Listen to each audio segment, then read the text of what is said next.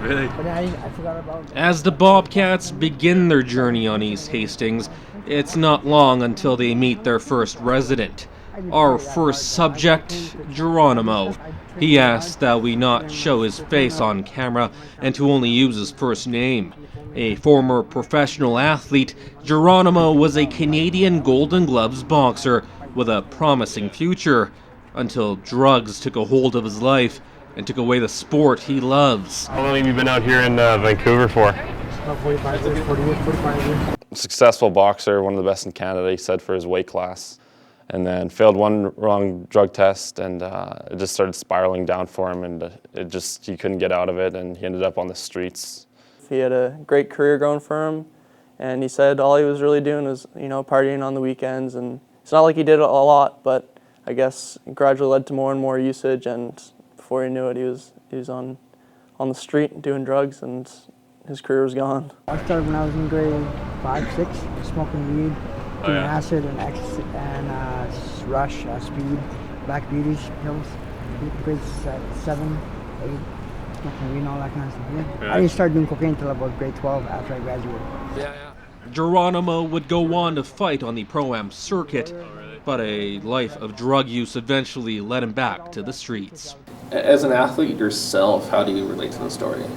A lot. I mean, the drug testing, everything, there's no tolerance for drugs in sports. So it's pretty crazy how just one little hiccup like that can take you from the top all the way to the bottom. It's just amazing how easy that can happen though. Like we have drug testing now, and it's one missed thing and then you get drug tested.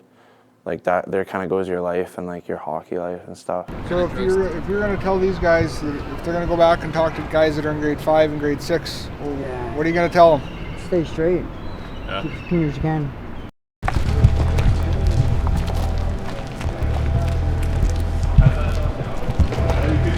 It's a collection for you.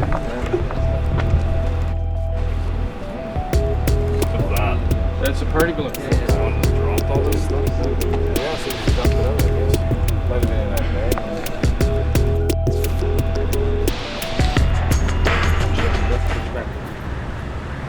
So what did you think of that Mayweather fight? James was different. He was, again, very nice guy, very, very willing to speak with us and that kind of thing. And yeah, he has some pretty crazy stories about him being in fights and living on the streets of Hastings and just trying to be a good moral person in a very rough, terrible place, really. What kind of stuff have you seen on the street here? Oh boy. I've seen lots of fights. Lots of fights. These people's dead. I mean, literally dead. I've seen a lot of good people help out people. I've seen a lot of people help out other people. And I've seen a lot of people try to kill the other person. But that's no joke. But you just have to grin and bear it. And try to do the best you can to be a good citizen. You know what I mean? It's not easy. It's not easy because you don't know what kind of complex situation you get yourself into or out of. Or for that matter, we try and understand the situation if we can.